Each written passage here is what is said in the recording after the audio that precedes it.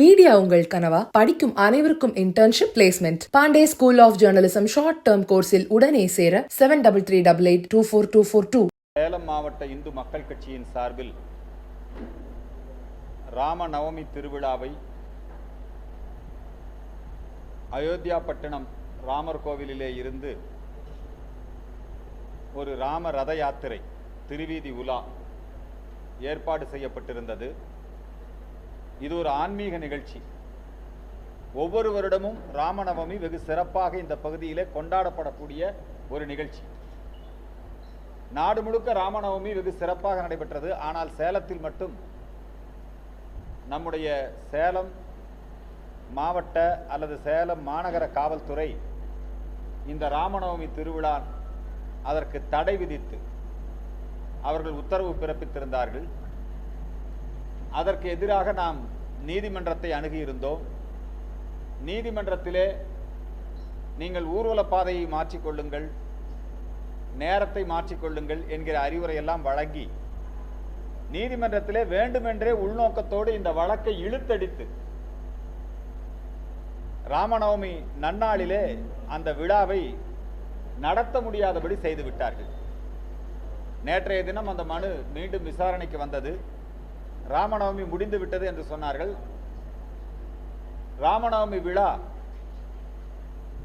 மீண்டும் இந்த மாத கடைசியில் 30ஆம் தேதி அதே விழாவை நீதிமன்றத்தினுடைய அனுமதி பெற்று நடத்துவோம். இந்துக்களுடைய வழிபாட்டு உரிமையை, தமிழகத்திலே ராம பக்தர்களுடைய வழிபாட்டு உரிமையை பறிக்கக்கூடிய வகையிலே இத்தகைய ஒரு செயலிலே ஈடுபட்ட காவல்துறைக்கு எங்களுடைய வன்மையான கண்டனத்தை தெரிவித்துக் கொள்கிறோம். வருகின்ற மே 6ஆம் தேதி மே 4ஆம் தேதி இந்த ராமநவமி விழா திட்டமிட்டபடி நடைபெறும் என்பதை தெரிவித்துக் கொள்கிறேன். அதே போல சேலம் அனுப்பூர் பகுதியில் இருக்கக்கூடிய முனியப்பன் திருக்கோயில், பெரிய முனியப்பன் திருக்கோயில், அந்த திருக்கோயிலிலே வழிபாட்டு உரிமை மறுக்கப்படுகிறது. நீதிமன்றம், காவல்துறை, வருவாய்த்துறை, ஆர்டிஓ அவர்கள் எல்லோருமே கோவிலுக்கு வரலாம், பூஜை செய்யலாம் என்கிற உத்தரவை பிறப்பித்திருந்த போதும் கூட ஒரு சிலர் எதிர்ப்பு தெரிவிக்கின்ற காரணத்தினால் நம்முடைய பக்தர்களுக்கு அங்கே வழிபாட்டு உரிமை மறுக்கப்படுகிறது. இது சம்பந்தமாக பலமுறை பேச்சுவார்த்தை நடத்தியும் தீர்வு காணப்படவில்லை. எனவே இன்றைய தினம் அந்த முனியப்பன் திருக்கோவிலுக்கு சென்று வழிபட்டு அங்கே ஒரு சமாதான சூழ்நிலையை ஏற்படுத்தி இருக்கிறோம். இனிமேற்கொண்டாவது காவல்துறை அந்த இடத்திலே நீதிமன்ற உத்தரவையும் வருவாய்த்துறை கோட்டாட்சியர் உத்தரவையும் செயல்படுத்த வேண்டும். அந்த இடத்திலே வழிபாட்டு உரிமை நிலைநிறுத்தப்பட வேண்டும். நாடு முழுக்க வக்பு மசோதா மிகப்பெரிய வரவேற்பை பெற்றிருக்கிறது, குறிப்பாக தமிழகத்திலே. ஏனென்றால் தமிழகத்தில் தான் வக்பு சொத்து என்கிற பெயரிலே திருச்சி செந்துறை கிராமமே வக்பு சொத்து என்று சொன்னார்கள். பத்திரப்பதிவு செய்ய முடியாத சூழ்நிலை அங்கே இருக்கக்கூடிய மக்களுக்கு ஏற்பட்டது. பவானியில கோயில் உட்பட, நல்லவேளை கோயிலை விட்டுட்டாங்க, பாக்கி எல்லாமே வக்பு சொத்து விட்டாங்க. அங்கே இருக்கிற மக்கள் பத்திரப்பதிவு செய்ய முடியாத சூழ்நிலை ஏற்பட்டது. என்ஓசி வாங்கணும் நீங்க போய் வக்போர்டுல அப்படின்னு எல்லாம் சொன்னாங்க. அது பெரிய சட்டம் ஒழுங்கு பிரச்சனையாக வர அந்த சூழல் உருவான பிறகு அதுக்கப்புறம் அந்த பிரச்சனை தீர்க்கப்பட்டது. அதே மாதிரி பழனியிலே பாலசமுத்திரம், இப்படி தமிழ்நாடு முழுக்க பல்வேறு பகுதியிலே அரசு புறம்போக்கு நிலங்கள், 400 ஆண்டு காலம் 500 ஆண்டு காலம் கோவிலுக்கு சொந்தமான நிலங்கள், விவசாயிகளுக்கு சொந்தமான நிலங்கள், அவைகளெல்லாம் வக்பு சொத்து என்கிற பெயரிலே ஆக்கிரமிக்க முயற்சி செய்து கொண்டிருந்தார்கள். இன்றைக்கு இந்த வக்பு மசோதா வந்த பிறகு இந்த பிரச்சனைகளுக்கெல்லாம் தீர்வு காணப்பட்டிருக்கிறது. சும்மா இண்டி கூட்டணி கட்சியினர், குறிப்பாக திமுக மட்டும்தான் இந்த வக்பு மசோதாவை எதிர்க்கிறாங்க. பெரும்பான்மையான முஸ்லிம்கள் வக்பு மசோதாவை ஆதரிக்கிறார்கள். எப்படி முத்தலாக் சட்டம் நிறைவேற்றப்பட்ட பிறகு முஸ்லிம் பெண்கள் பெரிய அளவிலே வரவேற்பு கொடுத்தார்களோ அதே போல இந்த வக்பு மசோதாக்கு இப்ப தேசிய முஸ்லிம் லீக் அது இந்த வக்பு மசோதா இது தேவை, வரவேற்பு கொடுத்திருக்காங்க. அதே மாதிரி எங்களுக்கு மாற்று கருத்து உண்டு. தடா ரஹீம், டி ஜெயினுலாபுதீன் இவர்களெல்லாம் கூட இந்த வக்பு வாரியத்திலே எவ்வளவு ஊழல் நடைபெற்றிருக்கிறது, ஏழை முஸ்லீம்கள் எப்படி பாதிக்கப்பட்டிருக்கிறார்கள், இந்த வக்பு வாரிய சொத்து எப்படி ஊழல்மயமாக சில தனிநபர்களால் ஆக்கிரமிக்கப்பட்டு இருந்தது, இந்த நிலைமையெல்லாம் மாற்றி அமைத்திருக்கிறது. ஏழை முஸ்லிம்களுக்கு வக்ஃபினுடைய உண்மையான நோக்கத்தை நிறைவேற்றக்கூடிய அளவுக்கு இந்த சட்டம் இருக்கிறது என்பதை இன்றைக்கு நிறைய முஸ்லிம்கள் வரவேற்க ஆரம்பித்திருக்கிறார்கள். ஆனால் விடுதலை சிறுத்தை, திமுக போன்ற அமைப்புகள் மட்டும்தான் இந்த வக்ஃப் மசோதாவை நாங்கள் ஏற்றுக்கொள்ள மாட்டோம் என்று அவர்கள் குரல் கொடுத்து வருகிறார்கள். முஸ்லிம் மக்களே இதை ஏற்றுக்கொண்டு விட்ட பிறகு திமுக இத்தகைய ஒரு மதவாத அரசியலை நடத்துவதை வன்மையாக கண்டிக்கிறோம். இன்றைய தினம் 2 தீர்ப்புகள்.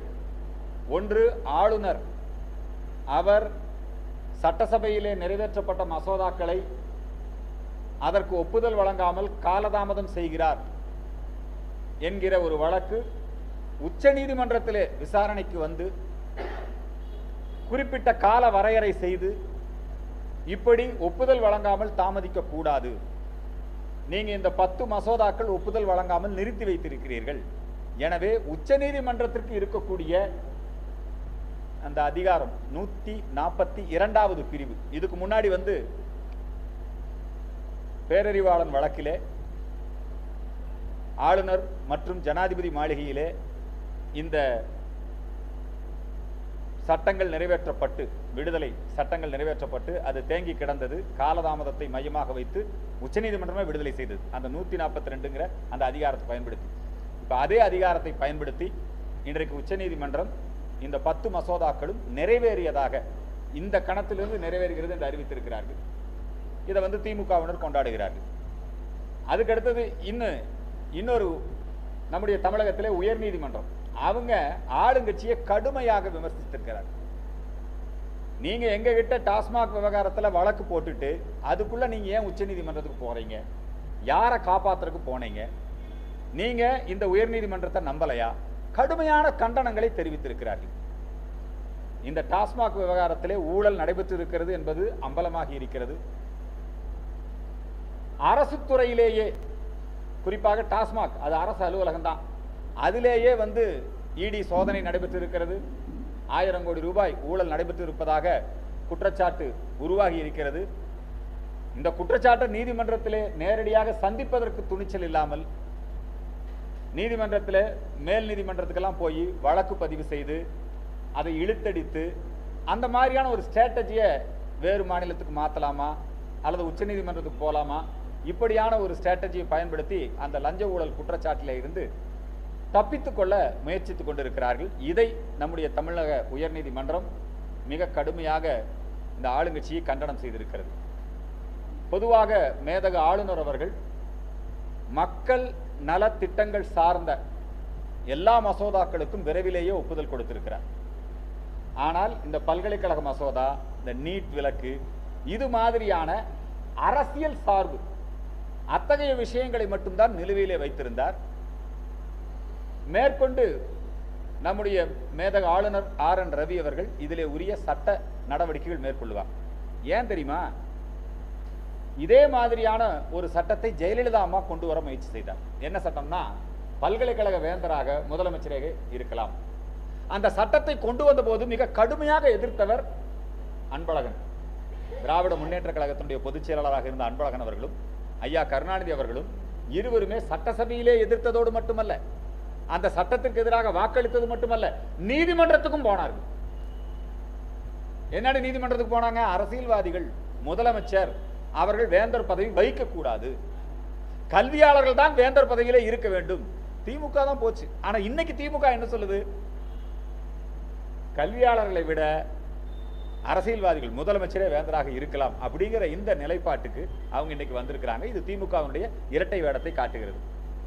பொதுவாக கல்வி என்பது அரசியல் சார்பற்று இருக்க வேண்டும். கல்வியாளர்கள் பல்கலைக்கழக துணைவேந்தர்களாக நியமிக்கப்பட வேண்டும். கடந்த காலங்களிலே திராவிட மாடல் ஆட்சியிலே துணைவேந்தர்களாக நியமிக்கப்பட்ட முறை நம் அனைவருக்குமே தெரியும். எல்லாம் காசை வாங்கிட்டு தான் துணைவேந்தர் பதவி, அது 10 கோடி 20 கோடிக்கு விலை பேசப்பட்டு தான் இருந்தது.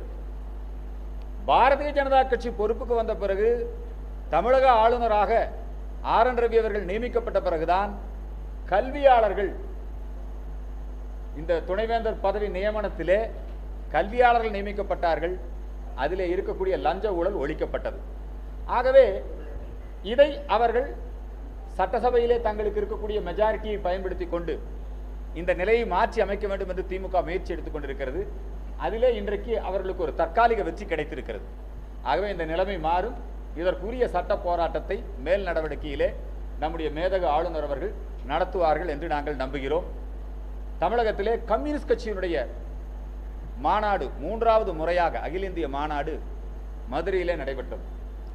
அந்த மாநாட்டிலே பாலஸ்தீனத்திற்கு ஆதரவாக தீர்மானம் நிறைவேற்றப்பட்டு அந்த பாலஸ்தீன கொடி அணிந்து, பாலஸ்தீனம் நம்ம அனைவருக்கும் தெரியும், ஹமாஸுக்கு எதிராக அங்கே மிகப்பெரிய ஒரு யுத்தம் இஸ்ரேல் நடத்தி கொண்டிருக்கிறது. ஹமாஸ் என்பது ஒரு பயங்கரவாத அமைப்பு. கம்யூனிஸ்டுகள் தமிழகத்திலே வந்து பாலஸ்தீனத்துக்கு ஆதரவாக அவர்கள் ஒரு நிகழ்ச்சி நடத்தியது வன்மையாக கண்டிக்கத்தக்கது. அந்த மாநாட்டில் நீங்க பார்த்தீங்கன்னா முல்லை பெரியாறு விவகாரம், அதிலே கம்யூனிஸ்டுகள், கேரள மாநில கம்யூனிஸ்டுகள் நமக்கு தொடர்ந்து துரோகம் அளித்து வருகிறார்கள். அதே மாதிரி கேரளாவிலே இருக்கக்கூடிய மருத்துவ கழிவுகள், குப்பைகள், அவற்றையெல்லாம் கொண்டு வந்து தமிழகத்திலே கொட்டுகிறார்கள். இப்படி தமிழகத்தினுடைய உரிமையை, நலனை தொடர்ந்து புறக்கணித்து வருகிறார்கள். கண்ணகி கோயில் வழிபாடு, கேரள மாநில அந்த கம்யூனிஸ்ட் அரசாங்கம் தொடர்ந்து நமக்கு எதிரான நிலையை எதிர்த்து எடுத்துக்கொண்டிருக்கிறது. அது சம்பந்தமா எந்த தீர்மானமும் நிறைவேற்றாம தமிழகத்திலே சாதி மத வெறியை தூண்டக்கூடிய வகையிலே அங்கே கலை நிகழ்ச்சிகளை நடத்தி கம்யூனிஸ்டுகள் தாங்கள் மீண்டும் தேச விரோதிகள் தான் என்பதை இந்த இடத்திலே அவர்கள் மிக தெளிவாக தெளிவுபடுத்தி இருக்கிறார்கள். அவர்கள் நிறைவேற்றி இருக்கக்கூடிய தீர்மானங்கள் அது அனைத்துமே நம்முடைய இந்திய நாட்டினுடைய ஒருமைப்பாட்டிற்கு எதிரான தீர்மானங்களை நிறைவேற்றி இருக்கிறார்கள். தமிழகத்திலே கம்யூனிஸ்ட் கட்சி இன்றைக்கு திமுகவினுடைய ஒட்டுண்ணியாக, திமுக கிட்ட காசு வாங்கிட்டு தான் அவங்களுக்கு திமுகவோட கூட்டணி பலத்தின் காரணமாக தான் இன்னைக்கு ஜெயிச்சிருக்காங்க. இந்தியா மட்டுமல்ல, உலகம் முழுக்க கம்யூனிஸ்டுகள் புறக்கணிக்கப்பட்டிருக்கிறார்கள். ஆனால் தமிழகத்திலே திமுகவின் துணையோடு இவர்கள் ஒரு 4 எம்பிக்கள் இருக்கிறார்கள். இந்தியாவில் வேற எங்கேயும் இல்லை, மேற்கு வங்கத்தில் ஃபெயிலியர், கேரளாலையும் இந்த தமிழ்நாட்டிலையும் மட்டும்தான் இருக்காங்க. கம்யூனிஸ்டுகள் எப்பொழுதுமே தமிழக நலனுக்கு, தமிழருடைய நலனுக்கு எதிராக இருந்தவர்களாக இருக்கிறார்கள். ஆகவே அவர்கள் மாநாட்டிலே நிறைவேற்றி இருக்கக்கூடிய தீர்மானங்கள், அவங்க வந்து வக்போர்டு, அதே மாதிரி நம்முடைய திருப்பரங்குன்றம் முருகன் கோயில், அந்த கோயில் மலை மேல அது வக்பு சொத்து என்று சொல்கிறார்கள். இதெல்லாம் கம்யூனிஸ்ட் மாநாட்டில் பேசியிருக்காங்க. ஆகவே அந்த மாநாட்டிற்கு என்னுடைய கடுமையான கண்டனங்களை தெரிவித்துக் கொள்கிறேன். ஒரே நாடு ஒரே தேர்தல் நடைமுறை 29 இருந்து நடைமுறைப்படுத்தப்படும் என்று சொல்லியிருக்கிறார். ஒரே நாடு ஒரே தேர்தல் என்கிற அந்த நடைமுறை வெகு சீக்கிரம் அமுல்படுத்தப்பட வேண்டும். 26 அமுல்படுத்தப்பட வேண்டும். அதனால நமக்கு ஏராளமான செலவு மிச்சமாகிறது. தேர்தலில் ஒரு நேர்மையான அணுகுமுறை, நல்ல மாற்றங்கள் இதெல்லாம் உருவாகிறது. ஆகவே பாரதிய ஜனதா கட்சி, மத்திய அரசாங்கம் ஒரே நாடு ஒரே தேர்தல் அந்த நடைமுறையை 26 கடைபிடிக்க வேண்டும், அமுல்படுத்தப்பட வேண்டும் என்கிற கோரிக்கையை இந்த நேரத்திலே முன்வைக்கின்றோம். நீங்க தான் கேள்விகள் இருந்தா கேட்க.